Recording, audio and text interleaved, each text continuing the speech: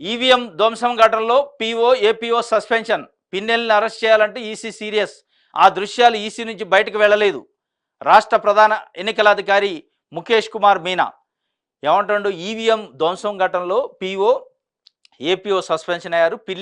పిన్నెల్లిని arrest చేయాలంటూ EC serious అయిందట. దేనికి? ఏ వీడియో చూసి సీరియస్ అయ్యారు? మీకు తెలవకుండా అసలు మీదే కాదో తెలవని వీడియోని చూసి సీరియస్ అయింది ఈసీ. మీరు రిలీజ్ చేయలేదు, మీ దగ్గర నుంచి లీక్ అయిందా అని చెప్తుండ్రు. అది అసలు ఒరిజినల్ వీడియోనా ఫేక్ వీడియోనా కూడా తెలియదు. మీరు దాన్ని చూసి సీరియస్ అయినట్టు చెప్తుండ్రు. ఈసీ ఆ ఈసీ నుంచి బయటకు వెళ్ళలేదని మీరే చెప్తున్నారు. మరి దేని దృష్ట్యా ఆయన పైన సీరియస్ యాక్షన్ తీసుకోవాలి? సీరియస్ ఎందుకు ఎలక్షన్ కమిషన్ ఉంది? మరి ఈయనొక్కడి పైన ఈ వీడియో ఒక్కటే మీకు అంటే ఎవడో లీక్ చేసిన వీడియోని పట్టుకొని మీరు చేస్తే అసలు మీ దగ్గర ఉన్న వీడియో పైన ఏం చర్యలు తీసుకుంటారు? మీ దగ్గరున్న 10-15 చోట్ల జరిగిన విధ్వంసకాండకు సంబంధించి ఏం చర్యలు తీసుకుంటున్నారు? ఎందుకు సీరియస్ అవ్వట్లేదు?